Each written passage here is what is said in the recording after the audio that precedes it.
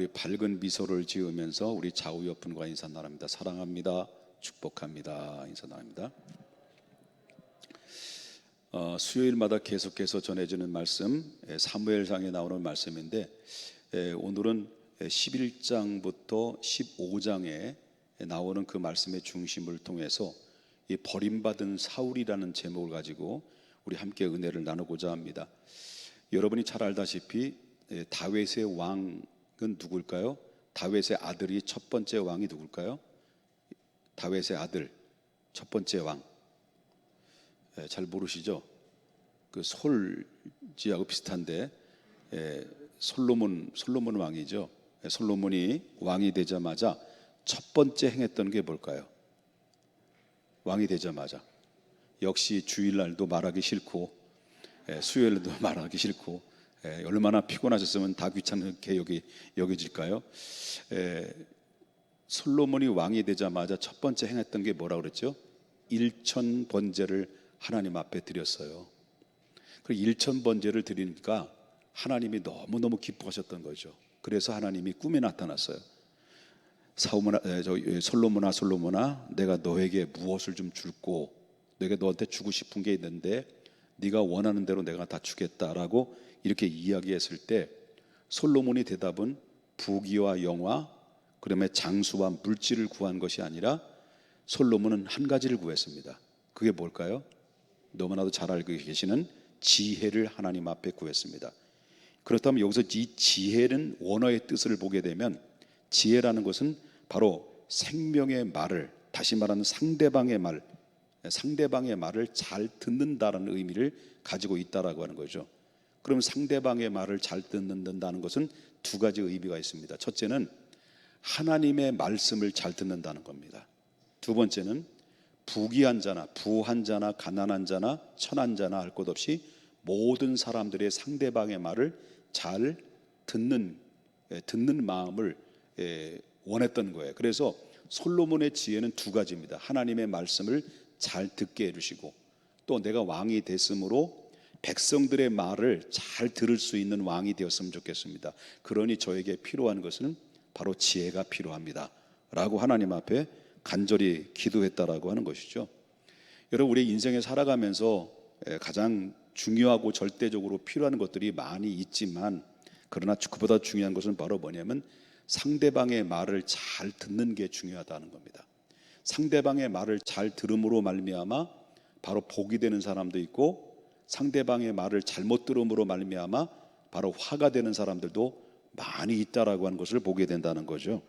그렇기 때문에 우리 인생을 살다 보면 얼마든지 남의 말들을 많이 듣게 되는데 그 남의 말을 들음으로 말미암아 오해하고 곡해하는 경우들도 상당히 많이 있다라고 하는 것입니다. 그래서 때로는 남의 말을 참지 못해 가지고 화를 버럭하고 낼 때도 있고 네가 어떻게 나한테 그럴 수 있어? 라고 하는 그런 이야기까지도 하는 분노를 분출하는 사례까지도 우리는 얼마든지 보게 된다라고 하는 것이죠.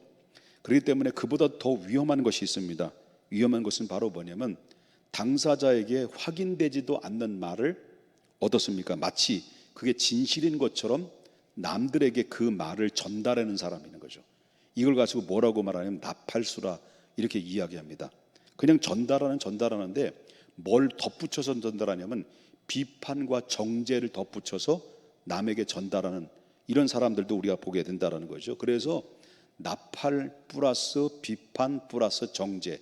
그래서 나팔은 베이스, 그 다음에 정죄는 소프라노, 그리고 비판은 엘토, 그리고 하모니를 이뤄서 남들에게 모든 말을 전달해 주는데 그 전달이 남을 살리게 하는 말을 전달해 주는 것이 아니라 그 내가 그 이야기하는 말들이 남들에게 생명을 앗아가게 만들고 때로는 분노를 이르게 만들고 분쟁을 이야기하게 만드는 일들이 있는데 남들의 말을 잘 듣는 것도 중요하지만 잘 전하는 것도 못지않게 중요하다는 것을 보게 된다는 거죠. 그래서 항상 마음의 할례를 받아야 되겠지만 우리는 어떤 것도 할례를 받아야겠습니까?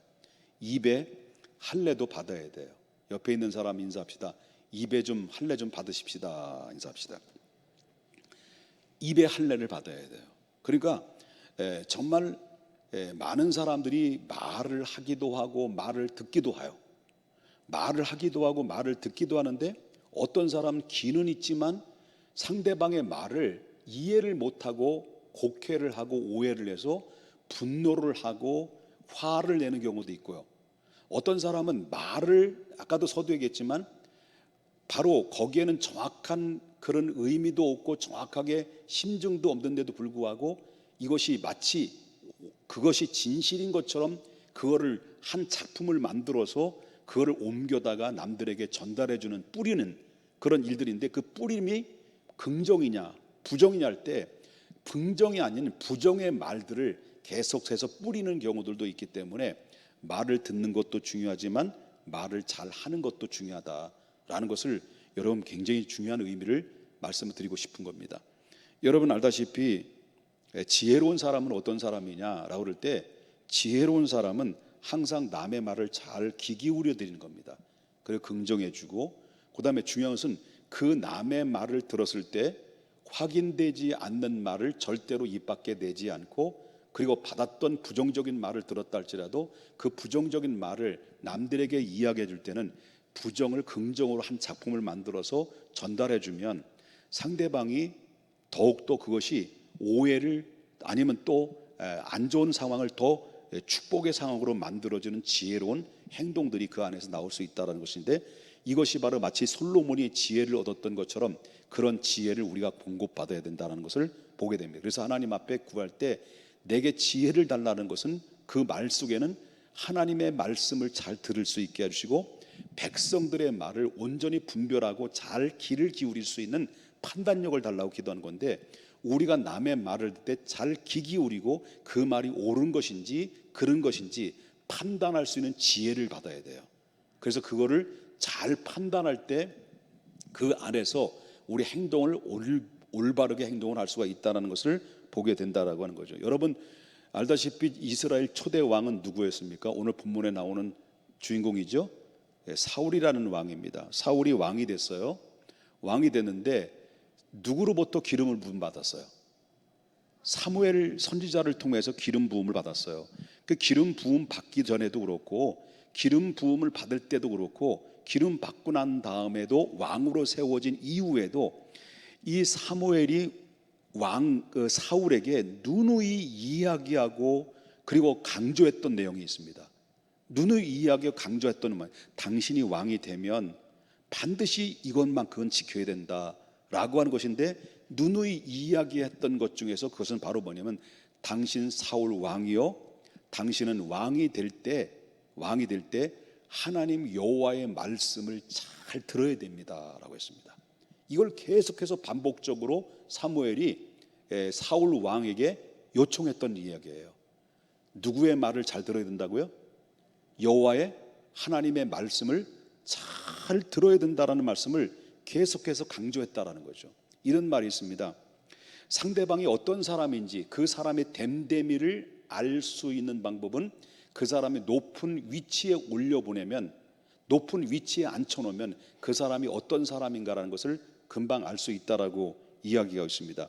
대부분 사람들은 높은 위치에 올라가게 되면 처음에는 참 겸손합니다. 공손합니다. 남의 말도 잘 듣습니다.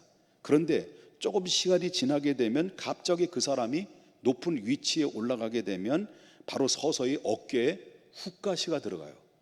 어깨에 훅가시가 들어가면서 목이 뻣뻣해지고 그리고 또한 무례히 행동을 하고 그리고 남의 말을 귀 기울이지 않고 무대뽀로 자기 주관적으로 그냥 나가는 이런 경우들도 상당히 우리가 보게 된다라고 하는 거죠. 물론 뭐 그 자리가 그 사람을 만드는 거 있지만 그러나 그 원래 그 사람의 그 모습은 어디서 나오느냐라고 할 때 그 높은 위치에 올라갔을 때 처음에 겸손한 마음을 가지고 있는데 끝까지 높은 위치에 올라가서도 겸손함을 유지한다고 하는데 그 사람 참 인격자가 되죠.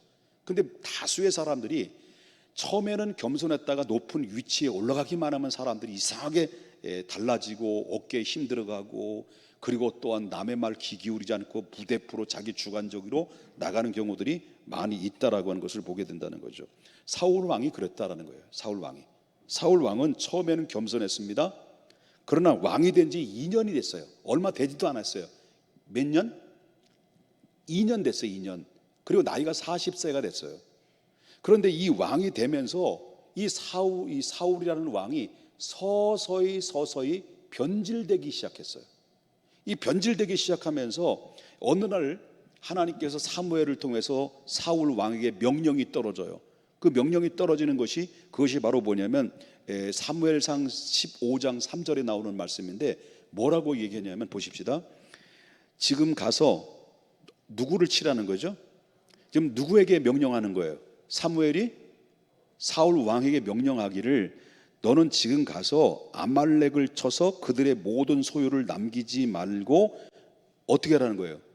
진멸하되 남녀와 소아와 젖 먹는 아이와 우양과 낙타와 나귀를 죽이라 하셨나이다 하니 이렇게 말씀이 나오는데 이것은 바로 뭐냐면 진멸법이라고 그러죠. 진멸법이라고 하는데 이 히브리어로 헤렘 이런 얘기예요. 그것은 무슨 말이냐면 진멸법은 좀 잔인한 그런 명령이라고 볼 수가 있다라는 거죠. 그런데 지금 우리가 살고 있는 이 시대 속에는 그 진멸법을 볼 때는 야 이건 너무 그때 당시 하나님이 잔인했던 거 아니냐라고 어떻게 사람들을 다 죽이고 남녀노소 할 것 없이 짐승이고 모든 새끼들까지 전부 다 진멸하느냐. 하나님이 행하시는 모든 일들을 보면 오늘날 우리 입장에서 볼 때는 이해가 안 되는 거죠. 너무하지 않겠느냐라고 할 수 있는 것이죠. 그런데 그때 당시를 보게 되면 그 문화적인 상황을 보게 되면 그때 역사 속에서 진행되는 상황에 전쟁이 터지게 되면 전쟁의 승자가 되면 바로 패한 나라는 완전히 진멸을 하는 것이 그때 당시에 관습이었다라고 하는 것입니다. 그러니까 이 오늘날 이해는 안 되지만 그때 당시로 볼 때는 윤리적인 입장에서 볼 때는 문제가 안 될 수 있는 문제가 안 되는 상황이었다는 것을 우리가 보게 된다는 거죠. 그런 것도 있지만 하나님이 왜 아말렉을 완전히 진멸하라고 하는 진멸법을 이야기하냐고 한다면 그때 당시 명령한 이유는 이 아말렉의 독특한 그들의 문화는 바로 뭐냐면 우상이에요. 우상에 완전히 쩔어 있는 나라예요. 그런데 이스라엘 백성들은 어떤 민족입니까? 하나님께로부터 받은 언약의 백성이에요. 약속된 백성이에요. 앞으로 믿음의 후사로서 예수 그리스도를 통해서 인류를 구원하기 위한 계획 속에서 이스라엘을 택해서 언약한 백성이에요. 그 언약한 백성이 하나님 이외에 다른 우상을 섬기는 것을 하나님이 원하지 않으시는 거예요. 이해되셨습니까? 그렇기 때문에 하나님 이외의 우상을 섬기는 것을 원하지 않는데 만약에 그들을 진멸하지 않고 그들과 함께 뒤섞여서 살게 되면 어떤 일이 벌어집니까? 바로 하나님의 언약된 백성 이스라엘이 바로 우상 숭배에 빠져들기 시작하고 그들과 통혼하게 되면 자동적으로 바로 우상에 완전히 쪄들어서 이스라엘 백성이 바로 언약된 백성의 본연의 자세를 다 상실될 수 있는 상황이 있었기 때문에 아예 그 모든 그 아말렉의 그 근본적인 악습을 제거시키라는 그런 의미 속에 진멸을 하라는 명령이 내린 건데 그 말씀 속에 그 진짜 이유는 어디 들어있느냐 할 때 어디 들어있냐면 여러분 아말렉이라는 족속은 아말렉이라는 족속은 누구의 형제 관계냐면요 여러분 알다시피 야곱과의 관계죠. 그러니까 아말렉의 후예가 누구냐면 에서예요. 그러니까 아말렉의 후예가 에서인데 근데 여러분 알다시피 야곱과 에서는 어떤 형제예요? 쌍둥이에요. 쌍둥이인데 그런데 하나님이 야곱을 택하시고 아말렉 다시 말하면 에서를 장자의 명분을 뺏어서 야곱이 가졌어요. 그래서 헤어지면서 바로 이 에서의 후손들이 아말렉 족속이 된 거죠. 근데 아말렉 족속과 그런 이스라엘 족속은 엄밀히 말한다고 한다면 어떤 족속이에요? 형제 족속이에요. 그리고 형제 같은 배에서 나온 형제 족속이라는 거예요. 그런데 왜 하나님께서 형제 족속인 아말렉을 진멸하라고 말씀하시는 이유가 뭐냐? 그 이유는 바로 뭐냐면 자 이스라엘 백성들이 애굽에서 몇 년 동안 노예 생활했다는 거예요.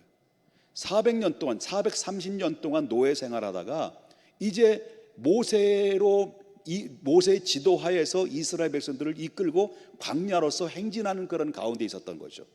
행진하는 그런 가운데 있었을 때 행진하다 보면 낙오자들도 있잖아요. 연약한 자들, 낙오자 되는 자들, 힘없는 자들, 병든 자들이 처질 수가 있잖아요. 이 처져 있는 그런 연약한 자들이 뒤에서 아말렉 족속들이 치사하게 뒤처져 있는 이스라엘 백성들을 친 거예요. 그래 무참하게 학살을 한 거예요. 죽인 거예요. 누가?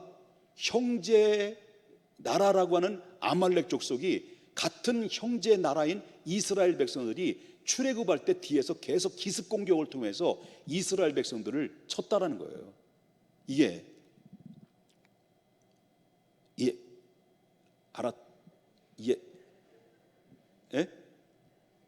이해되셨어요? 기습했다는 거, 기습 공격을 통해서. 그래서 그렇게 그 때문에 이는 하나님의 이것은 바로 뭐냐면 뭘 의미하냐면 아말렉은 계속해서 이스라엘의 언약된 백성들을 치고 기습해서 그런 그 의도적인 행동들이 결국은 무엇을 방해하고 무엇을 앞에서 못하게 하는 이유가 뭐냐 할 때 하나님의 섭리와 하나님의 계획과 하나님의 인도함을 반대하는 자들이 되고 말았다는 거죠. 그렇기 때문에 하나님께서 그 아말렉 백성을 아예 진멸시키라고 하는 명령이 떨어졌던 이유가 그 이유라고 하는 것을 우리가 보게 된다라는 거죠. 자, 그런데 지금까지 이해되셨죠? 왜 하나님이 아말렉을 치라, 진멸하라는 이유가 거기 이유가 있었죠. 그러면 그 명령을 받았을 때 그 명령을 받았던 아말렉 족속을 진멸하라는 하나님의 어명을 받은 사울 왕은 그 어명 앞에 하나님 명령 앞에 어떤 행동을 했을까라고 하는 것입니다. 하나님의 음성은 온전히 청종하지 않고 순종하지 않았다라는 것을 바로 사울 왕의 행동을 보면서 우리가 볼 수 있는데, 오히려 사울 왕은 아말렉을 치라고 할 때 하나님이 전쟁에 나가서 쳤긴 쳤어요. 아말렉을 무찔렀어요.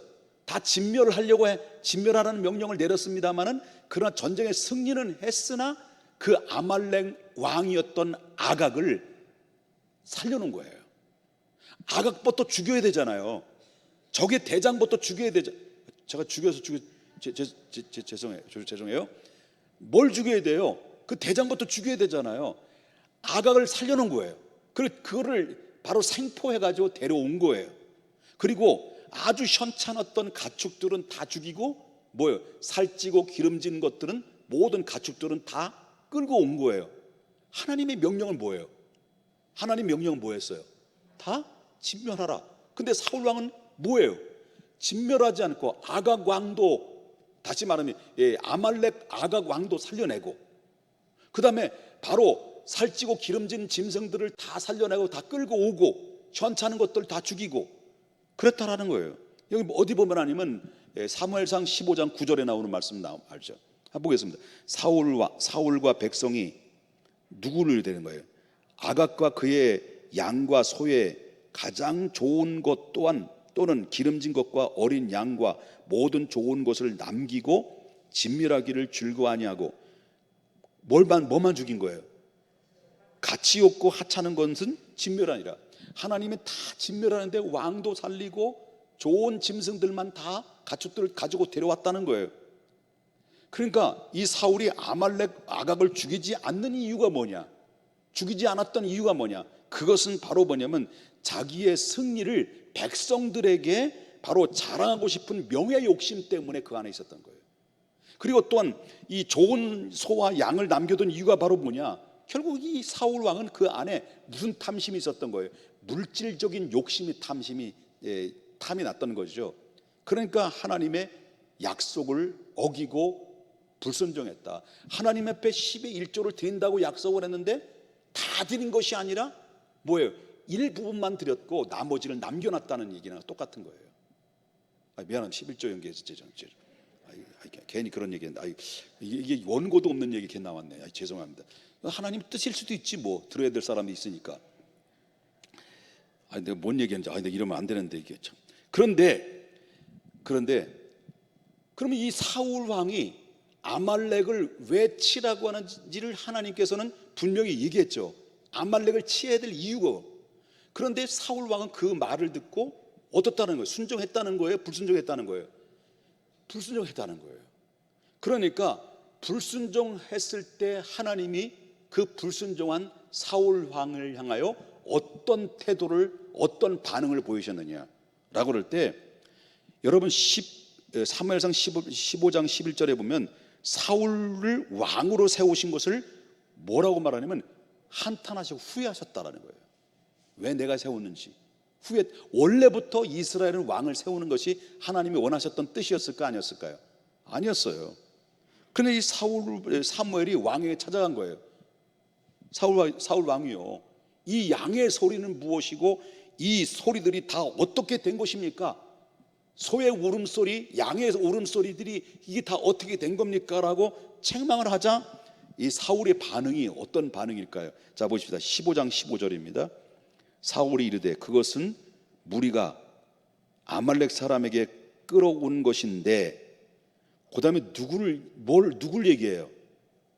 백성이 당신의 하나님 여호와께 제사하려 하여, 그러면 양들과 소들 중에서 가장 좋은 것을 남기고 그 위의 것은 우리가 진멸하였나이다 하는지라. 이게 무슨 말입니까? 사울은 지금 하나님께 회개하기커녕 이 모든 짐승들을 자기가 끌고 온 것이 아니라 누가 끌고 왔다고 하는 거예요? 백성이 끌고 왔다라고 하는 겁니다. 이건 이 모든 책임을 누구에게 지는 거예요? 백성에게 돌리는 거예요.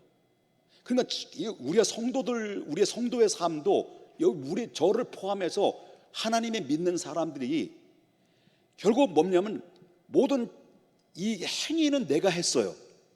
그 다음에 책임도 나에게 있어요. 근데 모든 책임과 결과를, 이 모든 책임을 상대방에게 전가시키는 습관들이 있다라는 거예요. 여러분, 사울도 마찬가지예요. 사울도 이 모든 죄는 자기가 져놓고 책임을 누구에게 전가를 시키는 거예요? 백성들에게 전가를 시켰다. 이거 마치 아담과 하와가 하나님 앞에 선악을 알게 선악과를 따먹고 너 왜 따먹었느냐라고 하나님이 질책을 하자, 아담이 이 여자가 나에게 그 선악을 알게 하는 선악과를 주먹으로 내가 먹었나이다라고 책임을 누구에게 돌린 거예요? 하나님께, 아니죠, 이 아담에게, 하와에게 책임을 돌리는 것과 똑같은 현상을 우리가 보게 된다라고 하는 거죠. 더 나가서 사울은 이 모든 죄를 진 것을 책임을 묘면하기 위해서 당신의 하나님께 뭐라 그러는 거예요? 15절에 보니까 당신의 하나님께 예배 드리려고, 제사를 드리려고 뭐 했다는 거예요? 남겨놓은 것이다라고 그래요. 완전 핑계를 계속 대는 거죠. 여기서 사울이 모든 책임은 바로 자기의 하나님이 아니라 누구의 하나님이라는 거예요? 남의 하나님, 타인의 하나님이라는 거예요. 얘기를 하고 있어요. 쉽게 말한다면, 사무엘, 아니 내가 좀 당신의 하나님께 제사를 좀 드린다는데 그게 뭐가 잘못된 겁니까? 라고 했다는 거예요. 당신의 하나님께 제사를 드린다는데 그게 뭐가 잘못된 겁니까? 라고 이런 식으로 뻔뻔스럽게 이 사울은 자기의 죄를 가리는 데 급급했다라고 하는 것을 우리가 보게 된다라고 하는 거죠. 그러나 여러분, 사울이 숨은 패부를 누가 다 알고 있어요? 하나님이 알고 있는 거죠. 하나님이 잘 알고 있는 거죠. 사람이 감추어져 있는 모든 동기까지 살피시는 분이 누구냐면 하나님이시다라는 거죠. 결국 어떻습니까? 그 사울이 끝까지 버티고 자기 잘못을 시인하지 않고, 그리고 끝끝내 버티고 있는 이 사울을 향해서 하나님이 내린 결론이 뭘까요?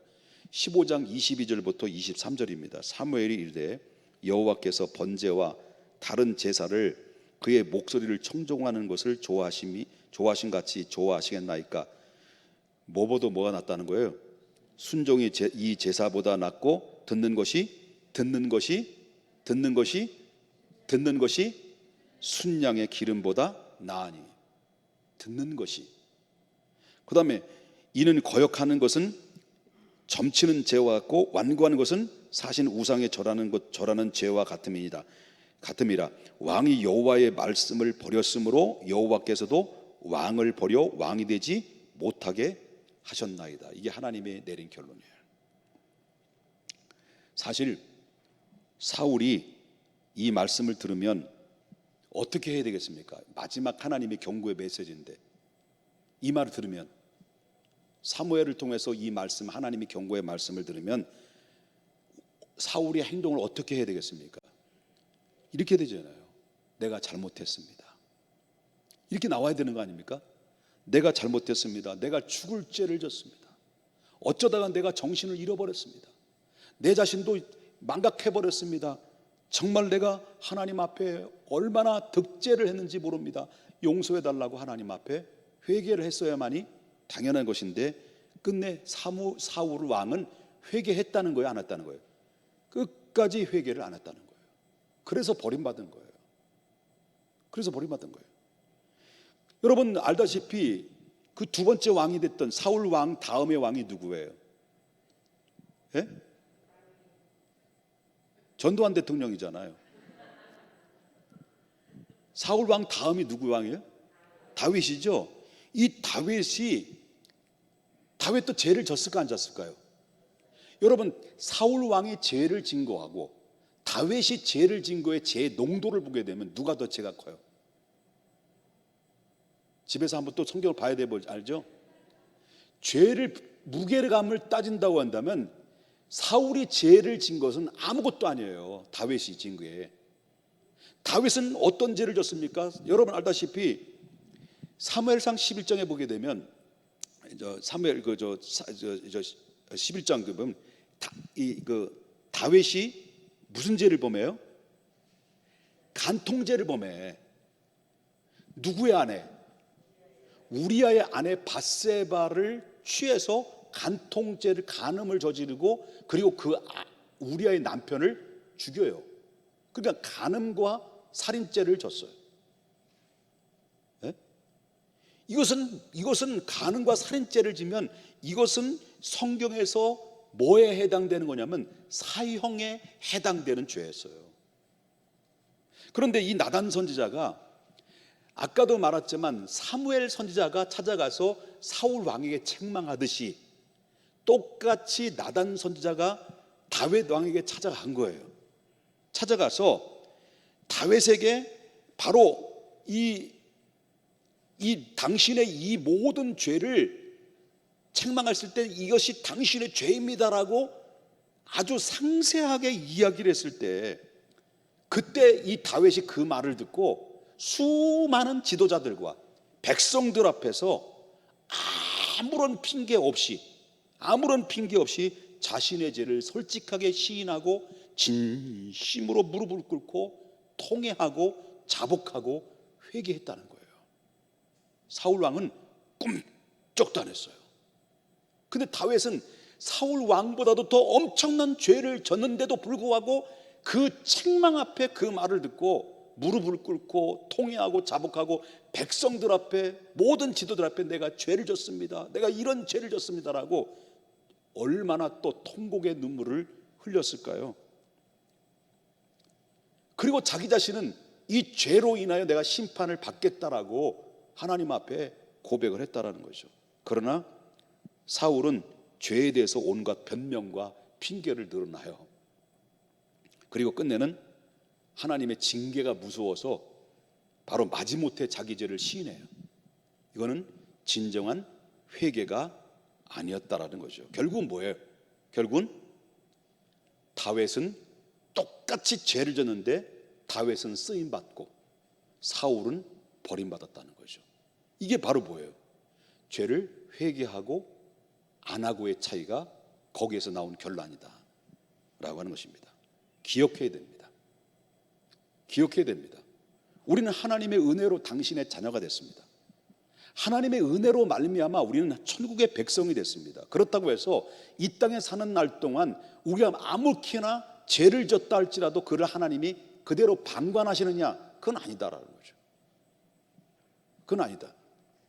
그렇기 때문에 만약 우리가 죄를 자백하면 그는 미쁘시고 의로우사 모든 불의에서 우리를 용서하시는 분은 하나님이신데, 그러나 지금 회개하지 않고 있다고 한다면 사울처럼 우리는 끝까지 버티다가 회개를 기회를 놓치고 그냥 돌아가 버린 일들이 얼마나 많이 있겠냐는 거죠. 그렇기 때문에 우리 늦지 않게 순간순간마다 내가 잘못된 길을 걸어갈 때마다 항상 죄에 대한 민감함을 가지고 하나님 앞에 날마다 돌이키고, 그리고 돌이키는 삶으로 하나님 앞에 나가지 않으면 안 된다. 그래서 경건의 모양만 갖춘 것이 아니라 경건의 능력을 우리가 갖추고 살아야 된다, 그런 의미를 가지고 있다라고 하는 것입니다. 그러므로 말미암아 그럴 때 다윗처럼 하나님의 용서와 그 다음에 은혜의 옷을 계속 덧입게 되는 은혜가 임하게 되는데, 우리 모두 아까 정리를 드렸습니다마는 사울 왕은 계속해서 하나님의 말씀 들으세요, 하나님 말씀 들어야 됩니다 라고 계속해서 하나님의 말씀을 통해 주셨는데, 그 말씀을 듣지 않고 불순종했는데 회개할 기회를 줬으나 사울은 끝까지 회개하지 않고 있다가 버림받았습니다. 다윗은 똑같이 그보다 더 엄청난 죄를 졌지만 그 책망 앞에 자기 죄를 인정하고 하나님 앞에 회개로 나갔을 때 사울은 버림받았고 다윗은 쓰임받았습니다. 이 땅의 삶을 살아가면서 우리가 죄를 너무나도 가볍게 여기는 삶을 살아가게 되면 그것이 쌓아놓고 계속 쌓다 보면 우리는 마치 이 땅에 살아서 천국 가는 백성이 되지만은 이 땅에 사는 날 동안 마치 사울처럼 버림받은 것처럼 살아가는 사람들이 생길 수도 있는 것이고, 우리가 하나님 앞에 이 땅에 쌓아놓을 때마다 하나님 앞에 민감한 반응으로 주님 앞에 내 자신을 쳐서 복종하여 하나님 앞에 경건함을 유지하고 하나님 믿음으로 나아가는 그런 사람들에게는 비록 죄를 졌다 할지라도 하나님 미쁘사 의로우시고 자비를 베풀어줘서 계속 은혜의 옷을 덧입혀줘서 바로 다윗처럼 하나님께서 계속해서 쓰임받는 축복의 사람이 될 수도 있는 거고요.